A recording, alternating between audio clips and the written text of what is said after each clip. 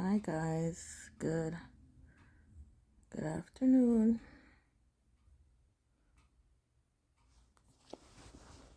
It's been a while. I'm doing an impromptu video just to be like an icebreaker.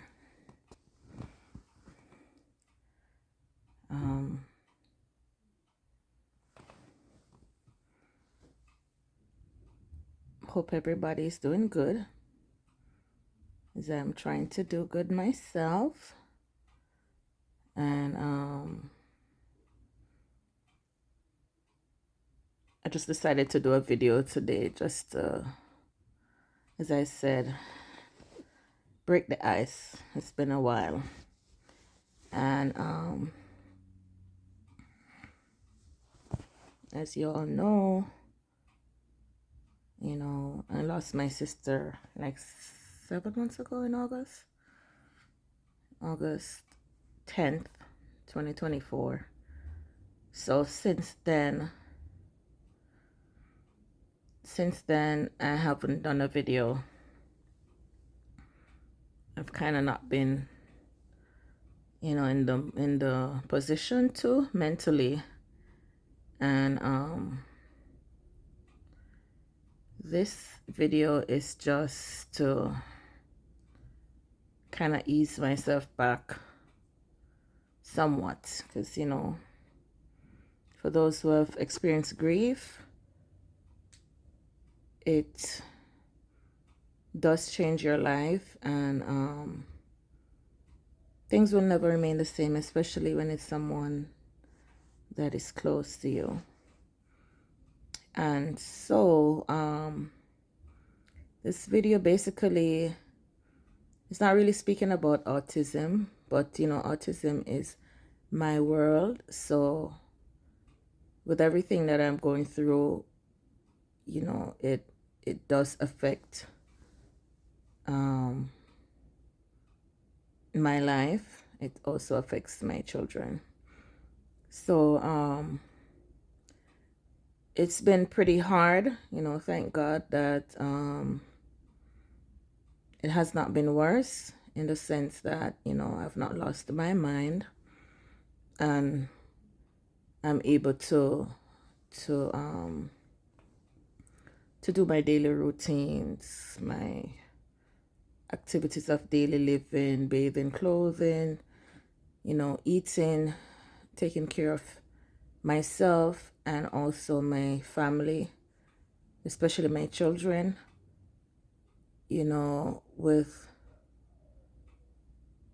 With children, special needs children, they need a different type of attention, a different type of dedication, and it doesn't matter what else is going on in your life, that requirement is still constant.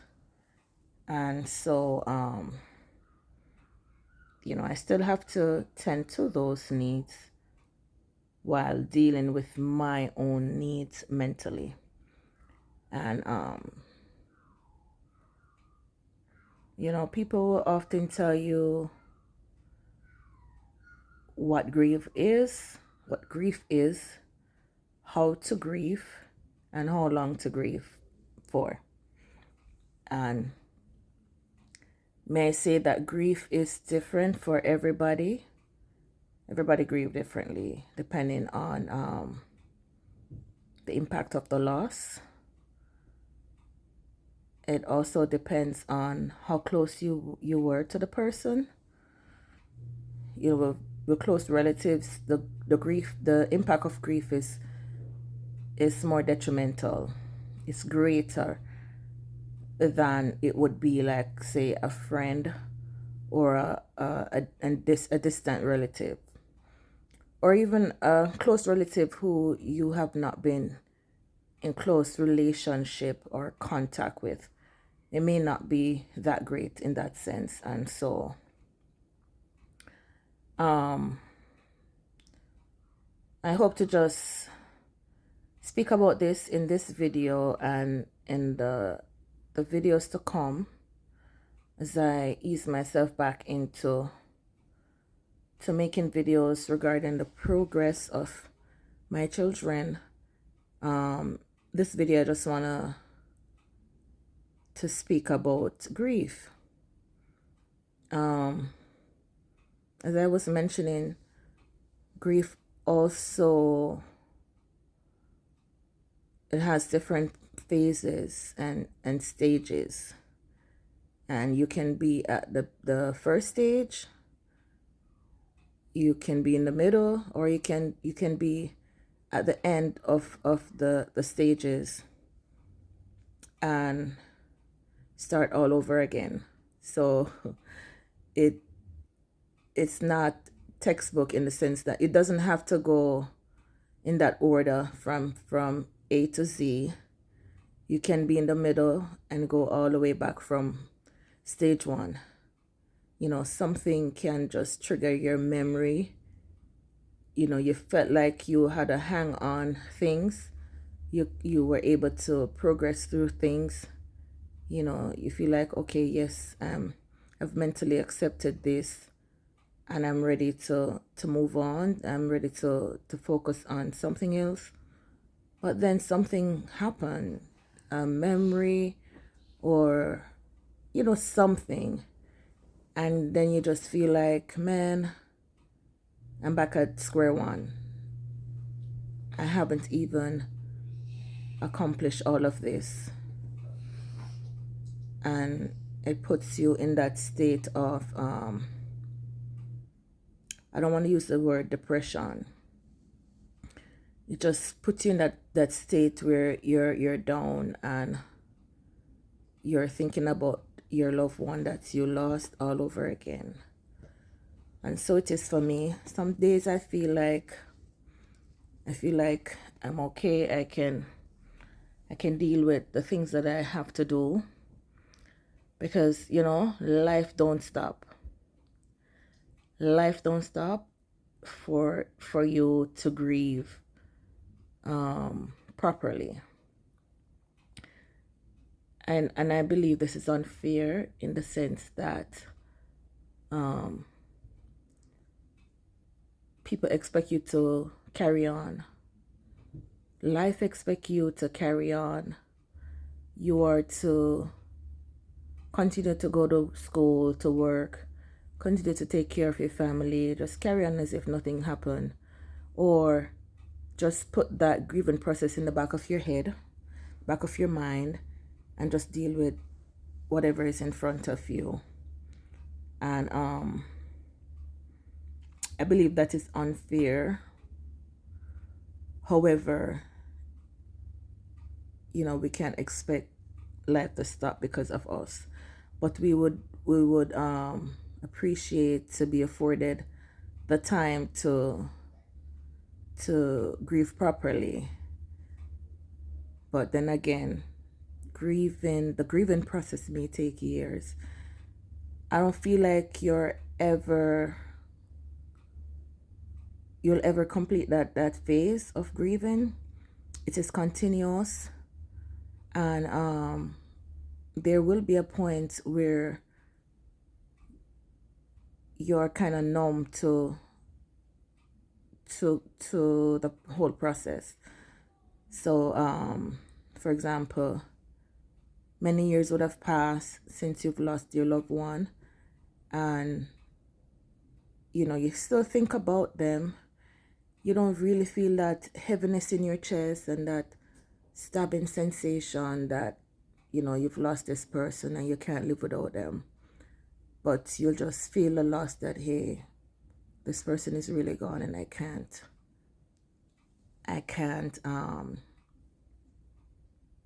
really understand that, you know, this person isn't here anymore. You know, seeing that my grieving is very fresh. It is constantly in my mind. Every day I think about my sister. I think about the fact that she wanted to live. She wanted to live more than anything else. She wanted She wanted to live for her children. She was so young, 43 years old, and she had so much life left to live. And I'm talking to you and I'm looking at her picture right now. She had so much life. And yeah, she was just taken away. You know, I spoke to her on the Wednesday, and she was in her right mind, and by Thursday I tried to contact her. I wasn't able to. By the Saturday I just learned that she passed, and that was just so unbelievable. And I'm not telling you that it's easy. It is hard. It is extremely hard, because me and my sister were very close. We were miles away from each other. However, we would always communicate.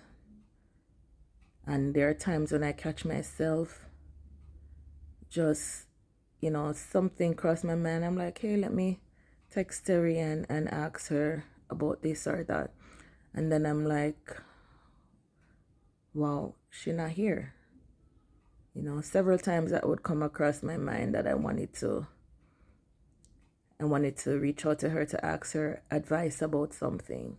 Especially I would ask her advice about church, or if I was supposed to do, like, to minister a song at church, I would record it and ask her, hey sis, how this sound to you?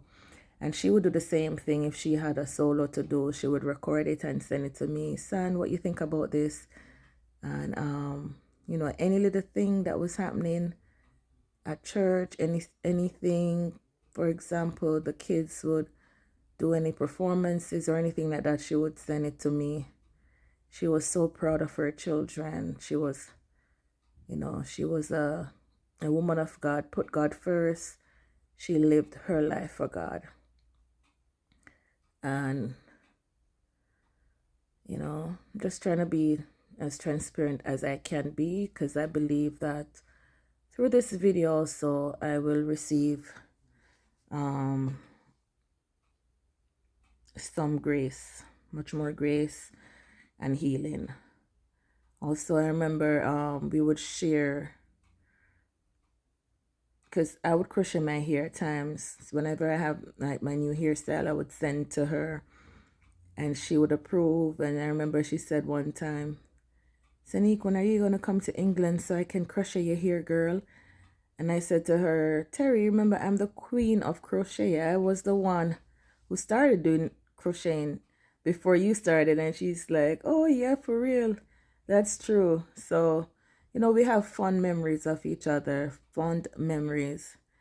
And one thing I know is that she was looking forward to seeing me. With the death, I have lots of regrets. I have regrets.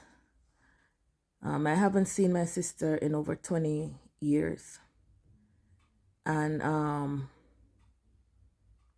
for different reasons, none of us, we thought that we had all of our lives ahead of us. We were planning for a family reunion where we would get together and meet up with each other. We formulated a family group where we would check in on each other. Birthdays, we would give birthday shout outs and stuff like that.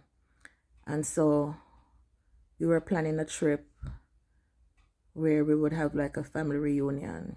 It wasn't quite completed as to if we were going to meet up in Jamaica or in England. But when I learned that my sister was ill, I learned in June 26th to be exact. I learned And we were supposed to visit her in August 12th. So by the time we learned that she was ill, we were like, you know what, wherever the money would come from, we would go and visit. So we went to visit, and we were supposed to visit on the 12th, and she died on the 10th. But I remember prior to her death, she was looking forward to seeing us. So that kind of gave me some consolation that, she knew we were coming. She was making preparations to accommodate us. And, sometimes I have to ask a question, and I did ask a question, you know, why didn't she live to see us? That's a question I asked, and I still ask to this day is, she knew we were coming, why didn't she hold on? That's like 2 days, right? 2 days. The 10th, started traveling on the 10th, and we were to see her the 12th. And my question was, she had all this time to go, but just when we were supposed to go to the UK, she died. So, the thought came to mind that maybe God was protecting me, because if I was there and she would have died there, I probably would have been dead myself. Seeing how close I was to her. Or, I can't tell you the reason. I can't tell you the reasons, but that is what came to mind. And so, since then, I never knew I would have lived to be able to tell the tale. In other words, but God has been gracious, God has been merciful, and one day at a time. One day at a time. Some days are good, some days are bad. Many times I just go through the motions, because, of course, for you to be telling people every day that, hey, I'm feeling this way or feeling that way, people may not give you the grace and compassion that you need at the time. So I just go through. I would look at her pictures. I would watch her Facebook post. I would look in her messages. I would go through our message together. And one thing I am so happy I did was the week before she died, I felt the urge to just message her, let her know that I love her, and just to be transparent with her, because sometimes I have issues with being vulnerable and transparent, and I felt like I needed to do that with her, and I did, and she was able to express the same sentiment, and I'm kind of happy I did. The Wednesday before she died, she called me, and she told me that the Lord told her that it is well. It is well, that she should come home. So that was Wednesday.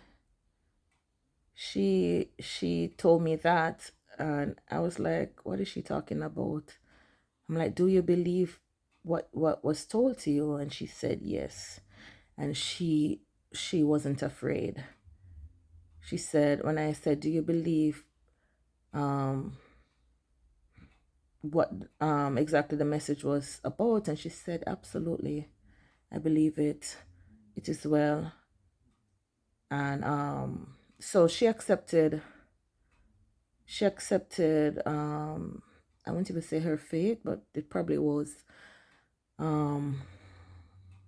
She accepted her fate. She's no more in pain.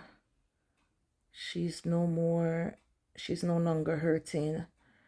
And I'm kind of grateful for that. Even though you would want your loved one with you still. I would still want her to be available. I could call, text, I could see her, but sometimes we can get selfish in that case because the person is experiencing other issues and they are suffering. So, just encouraging you to be compassionate to one another, give lots of grace and compassion. You never know what another person is going through, and put yourself in that person's position. I thought that I was able to put myself in the position of others who were grieving, but I came to find out that until you've experienced something, you really don't know what the person is going through.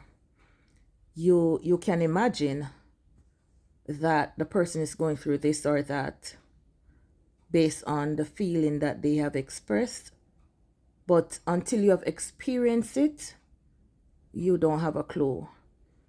And so with that in mind, I don't expect certain things from people if they haven't gone through certain things.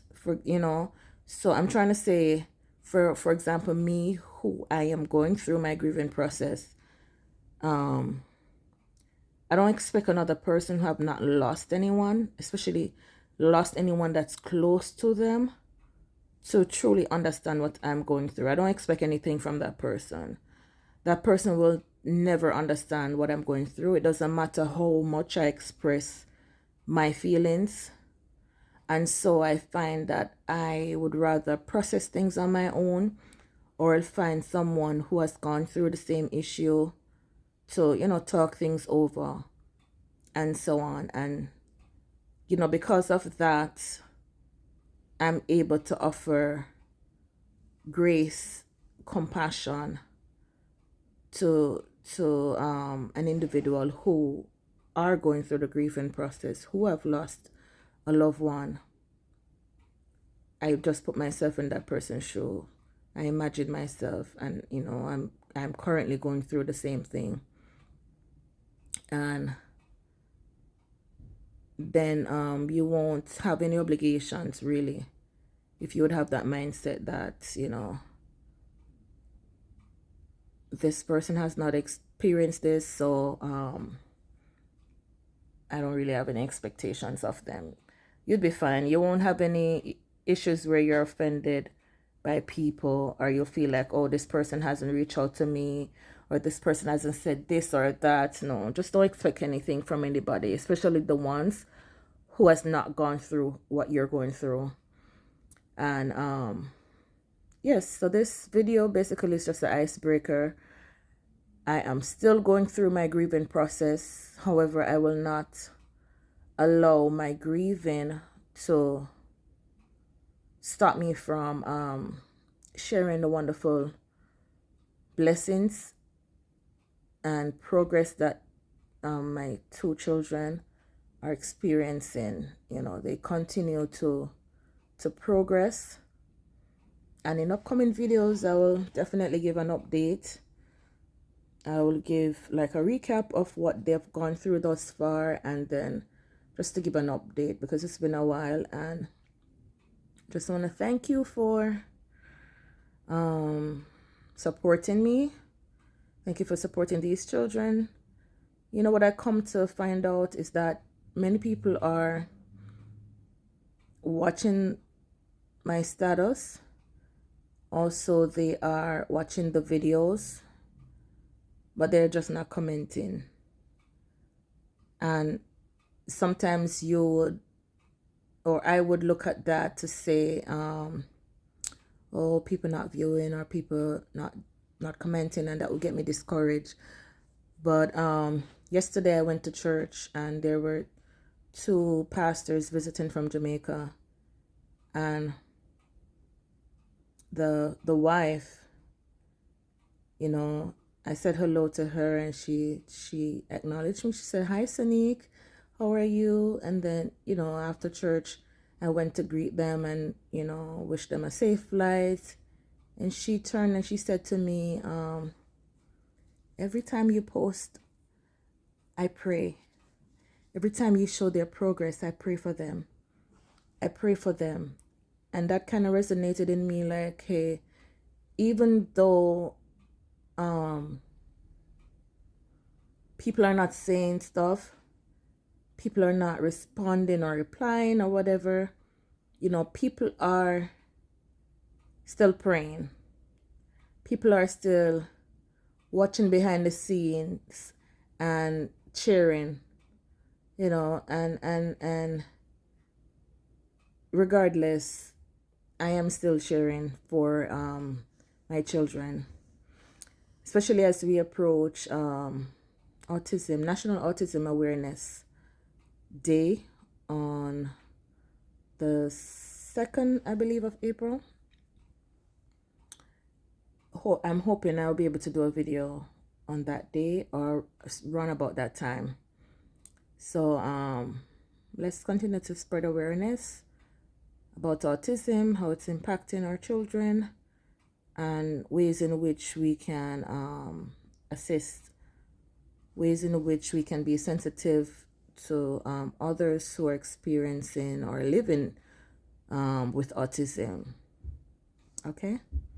All right. Thank you guys. Have a blessed day.